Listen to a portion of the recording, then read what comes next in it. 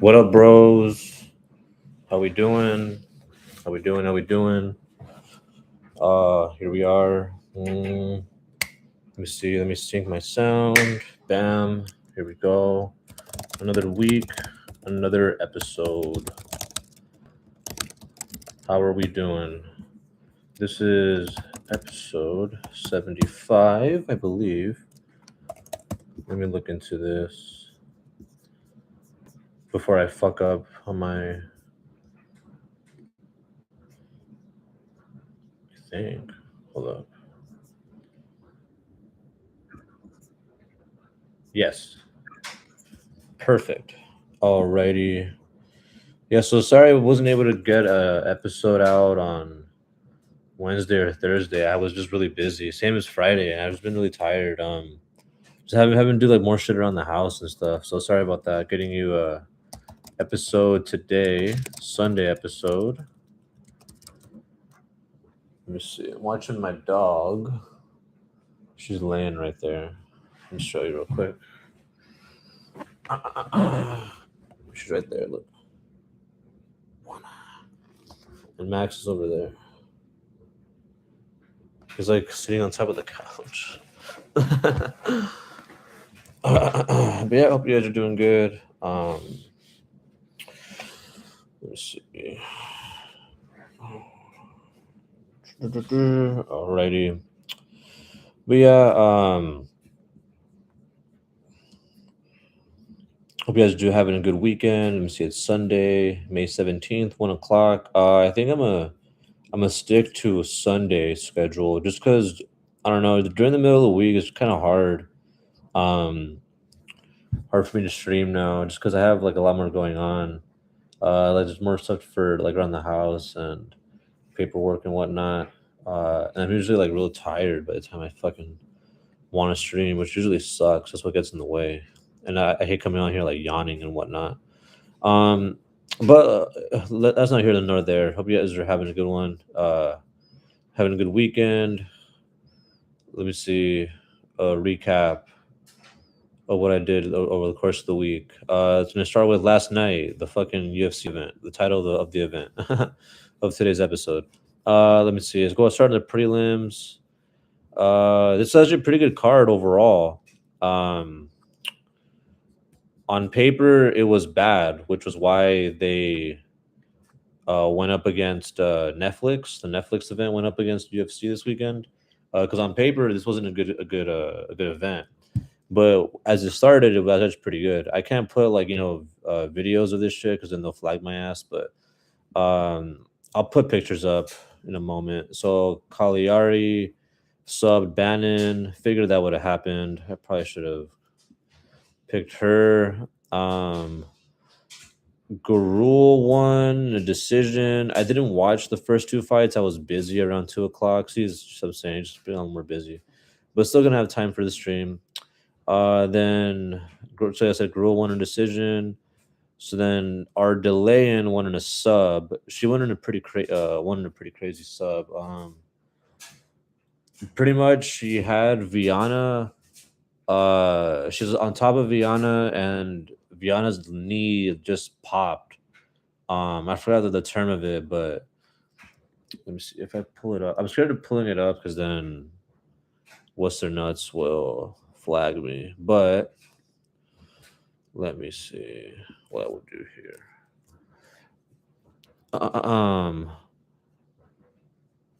Damn, let me see. So yeah, Ardelan finished in the second round. Cody Brundage, huge upset in the second round as well with a knockout over Petrosky. I think I saw that one live. Yeah, I started watching it like around three. Three is when I started to tune in. Vieira with an upset over Calvin Conti, snapping her 6-fight win streak. And then Gaunt won via knockout. Johnny hit me up for that one, my buddy. He called that one in chat. He was like, Gaunt's going to win this one. And I was like, okay. 12-0, 7-1. Continuing his undefeated streak. And then to cap off the main prelim was Urslan and Tokos. He won by a decision. That one I started watching it. I started watching that one with with my dad once started tuning in. This one was good in the first round, but then second and third was kind of boring. Let's see. So in the prelims, there were one, two, three, four, five, six, seven fights, and one, two, three, four of them in finishes. So not bad, considering two of the finishes were in women's MMA, and the other two were knockouts. And the decisions, the one Guru decision was pretty fun to watch. I remember seeing the highlights. I didn't watch it live, but the highlights were cool. And then the other two, Vieira and Urslan, were okay. So overall, the prelims were pretty fine. And then when we get to the main card, this is where it started getting awesome. Chaos Williams, Johnny called that one again live in the chat. Round one, knockout. Sopaj submission, second round. And for the second fight, and then Bukowskis won pretty fun decision. That one was pretty close fight. Edwards had I think he had like a week notice to fight, but he still was able to pull that one out. And then Wellmaker, tisk tisk, got subbed out by Juan Diaz, making his debut, second round. Wow, Wellmaker might be a fraud after all. Maybe. And then Choi Do Ho,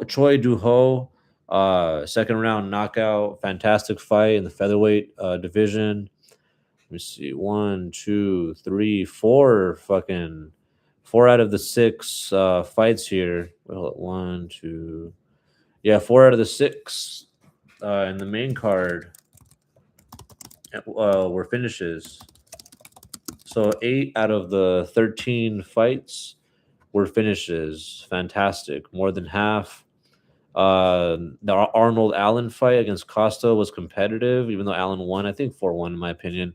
Costa landed some good shots. Allen landed like a lot of them that should probably would have knocked out anybody else, but Costa had a chin on him. That was pretty exciting.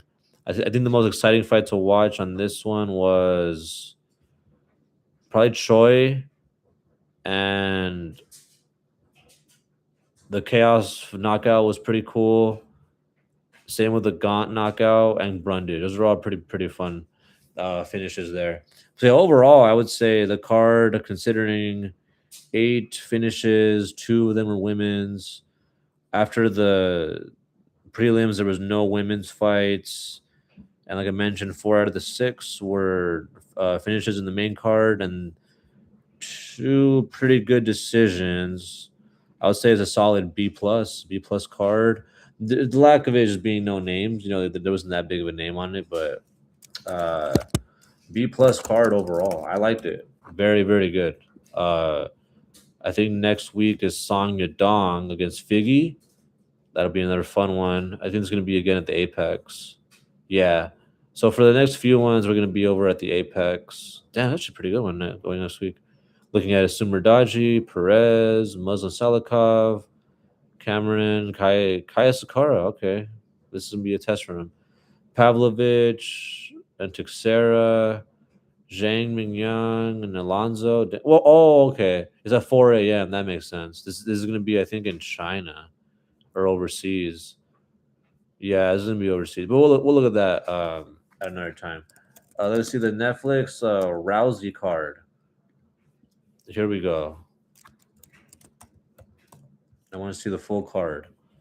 Damn it. Let me see. Is it right here? Here we are. Oh, cool. And they have the nice pictures here, too. All right. So I started tuning in the main card. I know Fazil won, ended up calling out Sarukian, ended up getting like some backstage thing. I think he called him like a gypsy or something racist, Eastern European racism.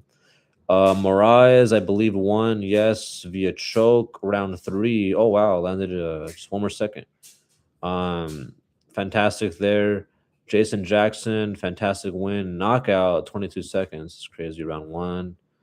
Let me see. David Migoyan against Morales. Oh yeah, here we go. Pereira's sister won. in the prelims as well. And then what the fuck? Did I have the main card there? Whatever. I'll just pull it up myself. JDS versus Robellis. Uh, Bane knocked his ass out. Like it was really bad. Like I said, I can't put up the fucking video because I pull my video down, my stream down. But yeah, Disbane, I figured would win. Uh, my parlay had died at this point in the night, so I was just done with it. I wasn't betting anymore. But yeah, Despain, both guys were pretty. Everybody was juiced. Like all the guys here were like over 35. They were all juiced, but they're all pretty good shape. Despain knocked them out. There were like three good, like I wouldn't even say good fights, but they were entertaining. For this one, so like I mentioned in the prelims, I would say the contenders that they have, the main ones would be Moraes, Jackson, Pereira, and yeah, those three I would say are something to look forward to. Um, so I mentioned the JDS fight and Despain. Despain won that. That was a fun knockout. I mean, sad for JDS seeing him fucking go out like that. That was fucking crazy. He went out like a sack of potatoes. He was out like a light, dude. She was bad. So that was JDS, and then the one after that I was looking at was Ngannou versus Lins. Yeah, he just knocked him out first round. My dad was even like, they shouldn't have sanctioned this fight. Like it was like the knockout was, it was crazy. You know what's gonna happen. Ngannou came in fucking jacked. Lins just kind of just threw a heavyweight body out there, a big body, and he got dropped. And then the Mike Perry fight, versus Nate Diaz. That was interesting. Pretty much Perry beat his ass for like 2 rounds. Diaz was all bloodied, bro. It was crazy. Ended up being a doctor stoppage. Um, yeah, Diaz just stopped fighting, bro. Like it was bad. He was left all bloody, like I mentioned. Corner stoppage, I think, in the third round. Um, but those are pretty much like the three most entertaining fights of the night. Uh, I didn't even watch the Rousey Carano fight. I'm not gonna lie. By that point, I started like doing other shit. By that point in the night, because it was funny the whole Netflix thing. So they're trying to get into more in live sports, as evident starting I think like last year or so. They started having NFL games on there, but also they're starting to put more combat sports on there. So most recently was the Jake Paul Tyson fight. There was the I forgot their names. I think Taylor and Carano. I think it was a women's boxing match, but this was a big one that they're trying to put on their biggest MMA event on Netflix that they had that they were putting on themselves. Um, and the card itself, I mean, wasn't bad on paper. I mean, you had names, right? You had Diaz, Perry, Rousey, Ngannou, Despain, JDS.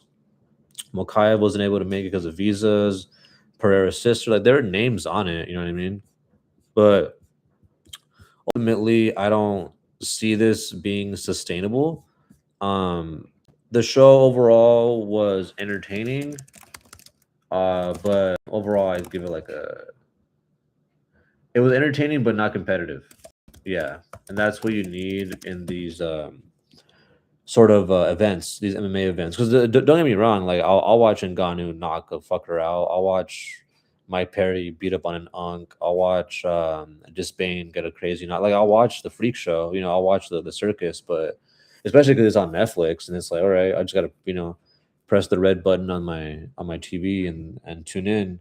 But overall, I was, yeah, more paying attention to the UFC fights. I turned it over to Netflix when like Ngannou was fighting and shit. But overall, yeah, I was much more entertained by UFC. Like not even question their higher level fights, better fighters that are in their prime. It's cool for these fighters here that are like all over like 35, still getting their money, uh, being able to fight at the Intuit Arena, Clippers play. It's a good time. Good for them. Good for them. Yeah, I would say if you were competing UFC versus Netflix, UFC definitely. Yeah, UFC over Netflix for the events. Alrighty. And then uh, that's what I did Saturday. Friday, I watched the playoffs, NBA playoffs. Let's start talking about that. Oh boy.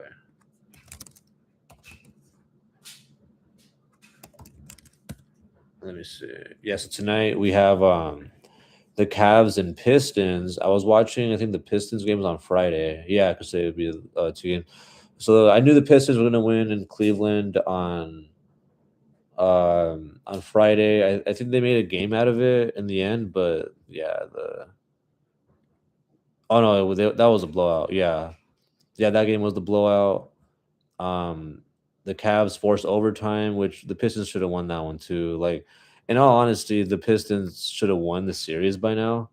It's just that uh, when Cade is the only guy that can score consistently. The Durnin isn't popping. And they have Tobias Harris as well. When he isn't going, it's like, Harden and Allen and Mitchell. Like they got guys that can get things closer. But ultimately, with it being tonight and at 5, it's going to be, I think, what is that, 7 Eastern time or Midwestern time where Detroit is. Yeah, I think Detroit's going to blow them out. I'm not even going to lie. Um, Similarly, like how the Spurs blew out the Timberwolves, I think it's just going to be like a blowout. Whatever the Pistons are favored by, just take that. They're going to win. Um, I like man. I thought the Timberwolves were going to force a game 7 somehow, but nah, it was over in the first quarter, man. They just got bitched around. It was crazy. It was like they just had no answer for Wemby. Um, Shit, I mean, the Spurs probably should have won 4-1 if Wemby didn't get suspended that one game because he elbowed that one fucker in the face. And then the Thunder swept the Lakers. Same with the Knicks. So those other two series weren't much to talk about. I was hopeful the Lakers would have won one game, which looks like they were on the precipice of doing game 4, but they ultimately choked it in the end. What can you do? The Thunder are one of the better teams. I'm rooting for the Spurs at this point. I'm rooting for Spurs against the Knicks. But if Detroit makes it, okay, whoever wins between Detroit or the Knicks, I'm happy either way. Like Detroit or New York, I'm cool with either one. They're both fine. I kind of don't want Cleveland at this point. I mean, I like Spider and Allen and some of the other players, but I don't know. I don't know. It's been I don't know. I'm rooting more for New York and Detroit. Uh, but yeah, anybody over OKC, anybody, please, anybody, please. Excuse me. Hey, Weez there. What the hell?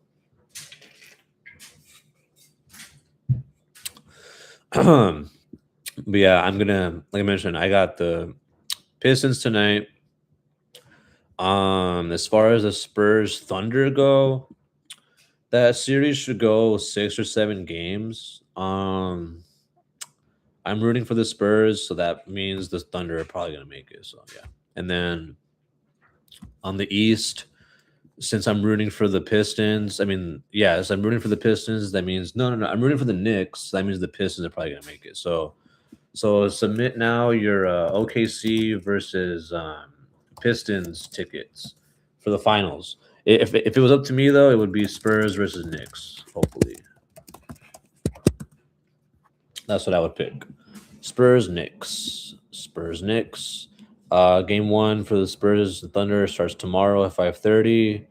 And since today's game 7 for the Cavs Pistons, game 1 for the winner against the Knicks in New York will be on Tuesday. Whoever plays the Knicks can get blown the fuck out. Same thing's gonna happen. They haven't played in like a week. Uh, they're gonna be playing against a team who's gone 7 games. They're fresh. The other team's not. The Knicks are at home. The other team's not. That's how it's gonna be, unless the Pistons are at home. But even then, I still got the Knicks taking game one, regardless of where they play. But yeah, the finals don't start until June, so that'll be fun, and don't end until the end of June or mid June. Yeah, June 19th will be if there's game seven. That'll be fun. That'll be fun. Uh, uh, uh, um, what else has been kind of fun? Has been the NHL playoffs. Oh boy. Let me see. The Sabres tied it. Okay, nice. Shout out to Brian and his Golden Knights. They won on Thursday, advancing. They beat Farron's Ducks. Sorry, Farron. So the Knights play Wednesday against the Avalanche, and the Canadians or Sabres are playing against the Hurricanes. And honestly, I'm probably gonna go with I want the Sabres, but it's probably gonna be the Canadians. Um, the Sabres are gonna be at home, so that's good. It gives them a little bit of a bump. But man, the Canadians have just been, I don't know, like they kind of had their number on the road. Let me see. Yeah, they've already won, I think, 2 road games. Yeah, they still won. Yeah, but regardless, I don't know. The the Avalanche, no, no, sorry, the Hurricanes, I don't think they've lost a game. I think they've gone undefeated the whole way. Yeah, they've won 8 in a row. So they're yet to see some sort of pushback. I would say they probably take game one with similar logic with the Knicks. Them just blowing out, sweeping a team, well rested, being at home. They'll probably take that. Now that it's the Knights and the Avalanche, let's go Golden Knights. Rooting for Silas' team. Let's go make it to another Stanley Cup final. That'll be fun. Um, so if it was up to me, it would be Golden Knights versus Sabres, but it looks like it's probably going to be Hurricanes versus whoever, because the Hurricanes are looking like they're the best team right now. Um, yeah, I would go with that. Let me see. The conference finals starts on Wednesday with the Knights at Avalanche. I'm gonna, like I'm saying, I'm rooting for the Avalanche, but since that one's being at home, game one, I think the Avalanche might take that one. But I think the Knights steal home field in one of the first 2 games. Whereas the Hurricanes, I think they're locked and loaded to make it a run to the final. I think they're probably gonna either win 4-1 or 4-2 next round. Um, but that is that, and this is this. Let's go over to the now with NBA. Here we go. MLB. The MLB standings. Here we go. Last time we were here, they were about 42, like 40 games into the season. Yeah. Now they're about like 45 in. Okay, so about like 5 games have passed since the time we've came into our discussion. And it looks like it's still the same. No, there's a third team now, the Guardians. There we go. Before it was just the Rays and Yankees and everybody else, but now it looks like the Guardians have made their way into the elite discussion with 30 wins, 28 wins, and 26 wins. I'm not gonna lie, I don't like any of these teams. If I had to pick one, I guess the Rays. Um, Damn, Farron, come on, dude. The Angels are the worst team in the AL. Damn, no wonder my cousin goes to the game so much. The tickets are like $12. Not even, they're like $10. Parking is more expensive. I'm pretty sure a drink at the game is more expensive than the fucking tickets, bro. I'm not gonna lie. But yeah, let me see. The Angels, pretty bad. Astros, pretty bad. Royals, Red Sox, all pretty bad. The White Sox 23 wins. The Athletics 23 wins. Oh yeah, it's not, you know. Yeah. All right, let's go over to the National League. All right, we got the Braves 31 wins. The Cubs 29 wins. The Dodgers 28 wins. Where my Marlins at? 21 wins. Trash. All right, that's funny. Like I say, when I say my Marlins, it's like my Sharks. Like I don't watch these sports. I'm just now keeping up with them, and I like the logos. So yeah. So we see we got the Braves, Cubs, Dodgers. Okay, Dodgers, Padres, and Brewers. That's not bad. Oh, and the Cardinals are there too with 27 wins. Huh. Yeah. So this same discussion as we've been having. The AL is top heavy. The NL has a nice even distribution of talent, and we can see that by the by the win totals. Excuse me. So Dodgers at 28, Padres 27. That's healthy. Cubs 29, Brewers 26, and the Cardinals right behind them with 27. The only reason they're behind them is because they had one more loss at 18. And then to top off the conference, you have Atlanta with the Braves at 31 wins. So 31 down to Rockies. Look at they're the worst team in the league at 18 wins. So no, sorry, the Angels are with 16. So the Braves have the best team in the league, and the NL has the best team in the league with the Braves, and the American League has the worst team in the league with the Angels. That's interesting, but they have much more of a distribution in terms of win totals in the National League, which is a trend that we have been noticing for the past like month now. I want to say that talking we've been talking baseball. Well, ever since the season started, I don't know. It felt like a month ago that it was opening day, but it's been like 2 or 3. Uh, uh, uh, um, let's see. So that was UFC. Oh, here we go. Our next topic of conversation. The NFL schedules came out. Uh, let's look at the schedule together, shall we? Let me see. I don't want to look at it like that. I want to look at it with a nice picture. Where is it? Let's visit that. Here we are. This is much better. The home games are in gold, and the away games. Wait, is this? It's 2022. What the fuck? That's funny. Something's wrong here. Sorry about that. There we go. This is the schedule. I was like, what are we doing here? So yeah, the home games are in white, and the away games are in black. I was looking at these yesterday with my dad. Oh, oops. Let me pull it up now. Got it right here. I was looking at these yesterday with my dad. I think my dad predicted the Saints win like I think he said like 4 to 5 games, and I was like, "What?" I was like, "No way, not that little," because they didn't even they won 6 games last year.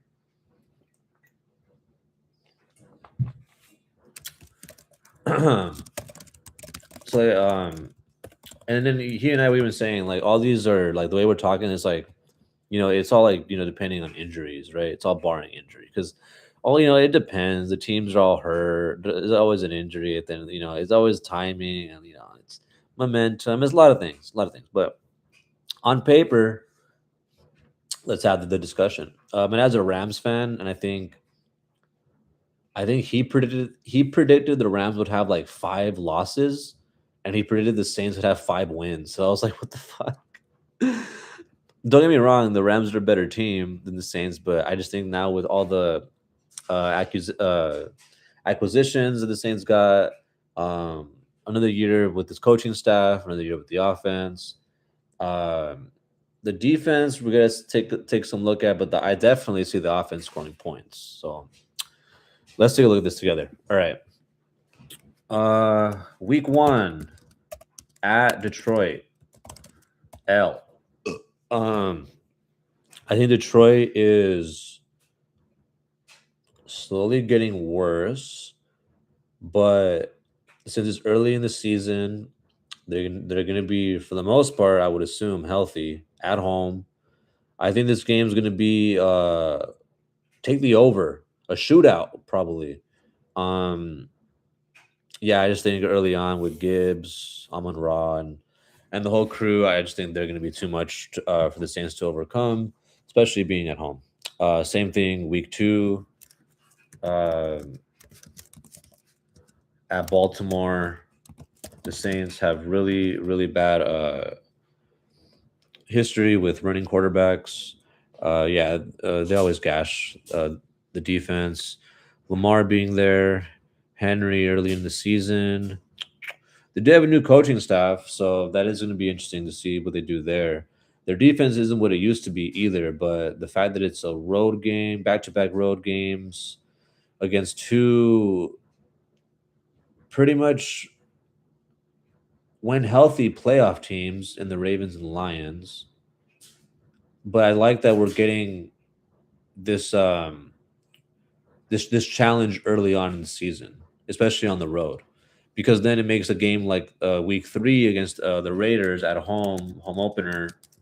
I think it just opens that up to a win. I think at that point in the season, Kirk Cousins will still be playing. I think Mendoza starts playing around week 7 or 8.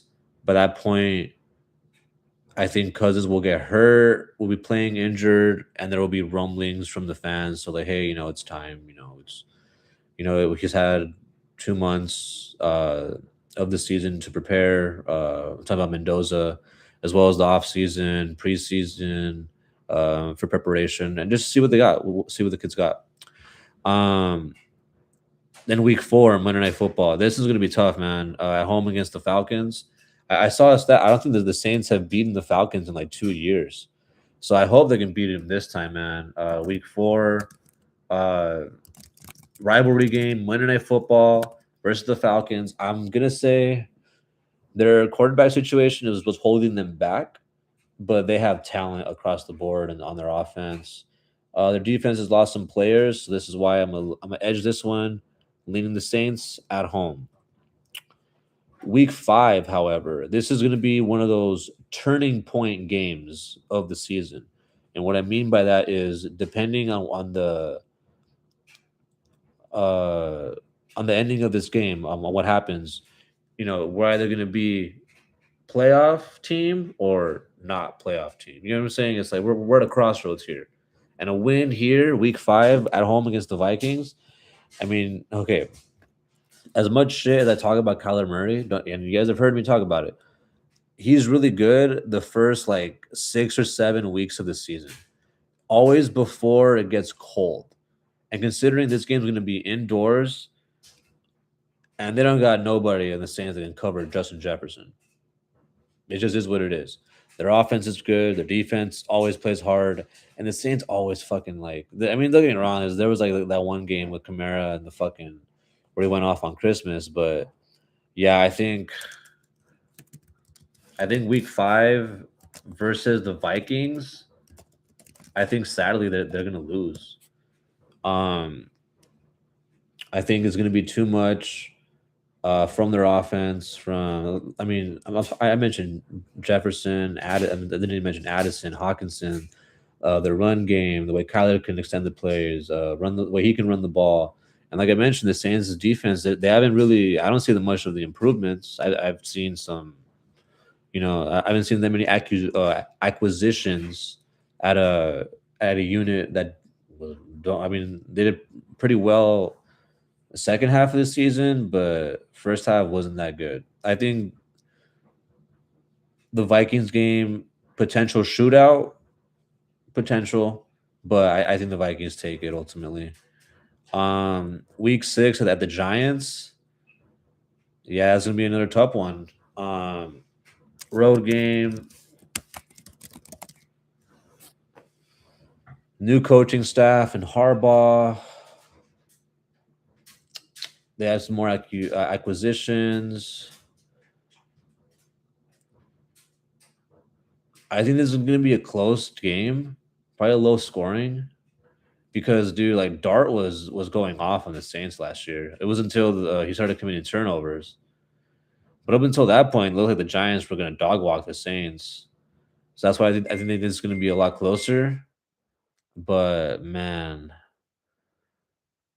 I'm gonna lock this one as a L as well, man. Like, is the Giants' ability to run the ball with Tracy and Scadaboo at that point in the season. Dark can run the ball as well, and it's their ability to spread the ball around. But the thing is, they do have a Harbaugh now as a head coach, and at this point, will be week 6 into the season. So their offense, I think, yeah, they'll probably be um, not established as like established offense, but they'll have a foundation of which they will uh, attack a team offensively. So yeah, I think with this one's probably going to be a loss. I'm not going to lie. The fact that it's an away game in New York, another running quarterback. Basically, if they're going up against a running quarterback, it's going to be a lot tougher, especially for the defense and the fact that they can run the ball with two running backs. So yeah, I'm gonna go with Giants L. I really do. I think Week 7 is another turning point game though. This right here in Paris against the Steelers. That's oof. I'm gonna put that one as a win though. I think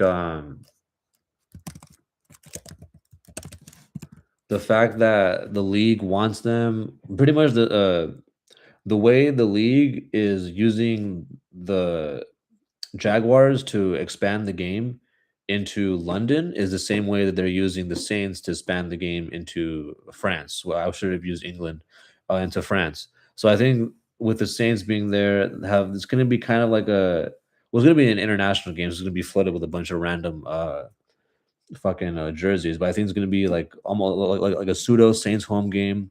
I trust the Saints offense a lot more than I do the Steelers offense.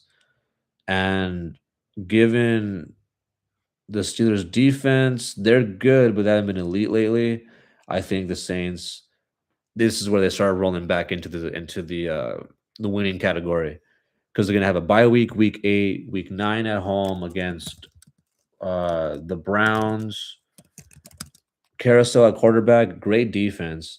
They can run the ball really well with Judkins, but I think ultimately they win that one at home against the Browns. I think talent for talent, they have more offensively than the Giant and then the Browns do. Excuse me. Then week 10 against the at home again. At home again. Sorry, against the Panthers. I think that one as well as a win. I think the Saints, for whatever reason, they just have the Panthers. They have their number. I think their ability to put pressure on fuck, what's his name, on their quarterback, short ass motherfucker. And they're able to disrupt the timing on the routes, uh, and the way they're able to move offensively against their defense. I mean, don't get me wrong. The Panthers' defense is better. Offensively, they got good young weapons. Um, but yeah, ultimately, Bryce Young, excuse me, that was his name. I think they got this one at home. I really do. Week 11, though, I think that's where they start getting back into the loss category, and I think it's going to be right here where it's this is where they have a little bit of a tough run. So week 11 at Chicago at the Bears is going to be the end of November, so it's going to be cold as shit. Yeah, it's going to be a loss on that one. Um, Bears blew them out last year. The defense is really good. They have a ton of offensive weapons. Caleb has arrived into the league. Yeah, I just think they're better than the Saints are right now. Week 12 potential shootout uh in Cincinnati at the Bengals. But yeah, I think well, I think whoever commits a turnover there loses. So that's going to be a very interesting game because both teams have what I see good running backs, good pass catchers. The Bengals are way better, don't get me wrong, like in terms of pass catchers. They have Chase, Higgins, good tight end, better quarterback with Burrow. Offensive line's about the same. They're both kind of shaky, and both teams have kind of shit defenses. But yeah, the fact that Burrow at home, and I just think he has to make one less mistake than Shuck, second year Shuck. I think the Bengals squeak out a win in a shootout in that one. And then week 13 at home against the Packers. Yeah, I think it's an L. And the Packers is just a better team, more talent on defense, about the same on offense, especially pass catchers, but their ability to run the ball with Jordan Love and the running backs and their offensive line just being that much better. Yeah, I think the Packers are just better.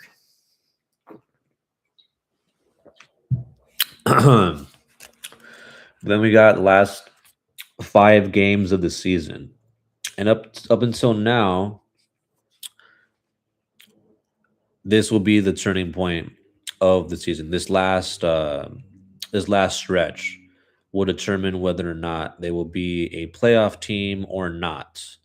Because up until this point, I have them winning 5 games. 5 games out of 12. So they'd be 5-7 with 5 games left to go. So week 14 at Panthers, I think that's another win, but it's gonna be a close one. The Panthers at home, good defense, shitty weather. It's gonna be December. It's gonna be cold, probably rainy. But I just think, yeah, the Saints, they have their number, their ability to disrupt the pass, disrupt the offense, and get Bryce Young maybe to commit a interception or fumble. I think would be the difference in the game. It was, I think the last time it was Rico Dowdle. Yeah, it was their ability to run the ball, the Panthers, and keep the Saints offense off the field. That was like one of the biggest differences in the game. But I think this time, uh, the Saints should have this one. Right here against Tampa, week 15 at Tampa. I think that's another win. I think Tampa's gotten a little bit worse overall. They lost some pieces. Defensively, they're still pretty solid. Offensively is where there's still some questions to be asked. Um, this is gonna be week 15, about a week before Christmas. So the weather should be decent. It's Florida, it'll be like around the 70s. It'll be if that yeah, it'll be like around the 70 degrees. So not terrible. Pretty good weather. Tampa Bay potential shootout, right? Because I mean Tampa's defense is better on paper overall. The offense is about they lost some talent there. So yeah, I would say that Tampa Bay game. Those two, I mean, those two divisional games are crucial on the road and after this stretch of because I mean, look at that. It's Bears, Bengals, Packers back to back to back. That's pretty tough. But luckily you have I mean Panthers divisional opponent, Tampa Bay divisional opponent, and then the Cardinals right after that. I think that's a win. Week 16 at Arizona.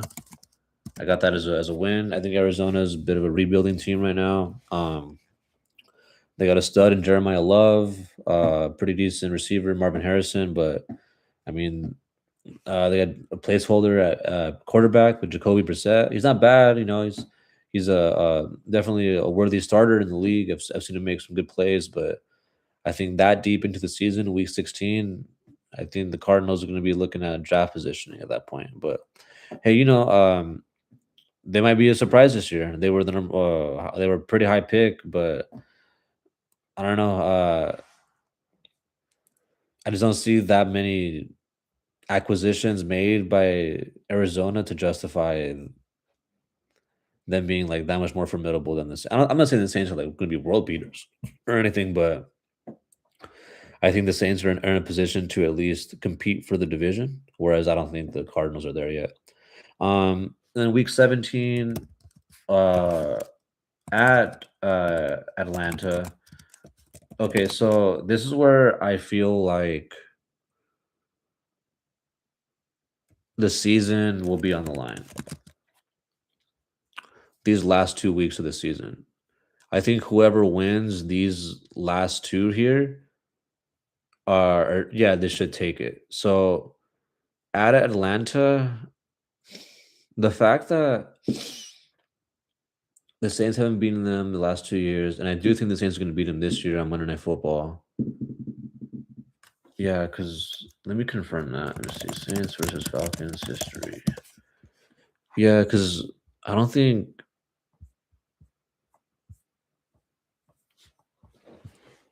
I'm looking at it right now. Sorry, it's loading.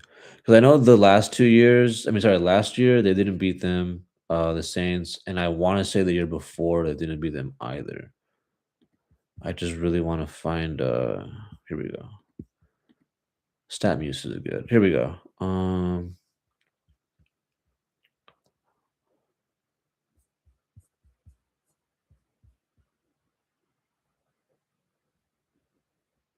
Oh yes, there we go. Yeah, they beat them the last time. Yeah, 20-17. Yeah, I remember the Rizzy game when they switched head coaches and the Falcons missed like two kicks with Young Wei Koo. So yeah, the last two games that they played, they have not won. And then prior to that, they did, and then prior to that, they did. So yeah, I mean, I mean, they got two in a row on us. The Falcons. I want to say they're good enough, the Saints, to beat them this time, to go 2 on them, but I don't know. I'm not that confident because right here, that'd be 7, 8. Wait, let me look at my stuff again. Sorry.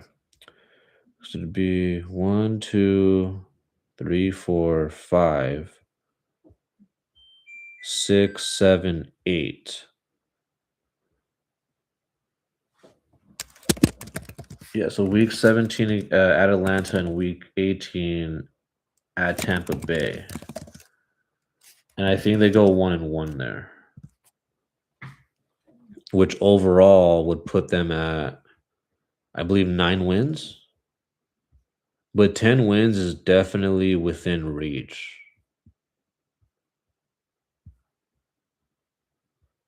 6, 7, 8. Yeah. I think the Saints are going to win anywhere between 8 to 10 games. I think that's definitely achievable for the Saints. Yeah, I don't see what my dad sees and them winning like 4 or 5 games. I definitely don't see that. I mean, I can count four right here. The Raiders, Browns, Cardinals, and then they could split one in the division with every divisional opponent. So they could split against the Falcons. There's one, four. I mean, split against the Panthers. There's five, and split against the Falcon and the Tampa Bay. There's six. So there's already 6 wins, one more than what he is. Yeah, I don't know. I think he just doesn't know everything the Saints added. Like I don't think he knows about ETN, Tyson. I think it's Edwards, the offensive lineman.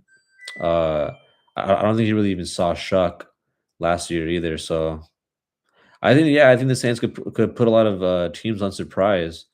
I think where, like I mentioned, the turning point games of the season is going to be the at home against the Vikings.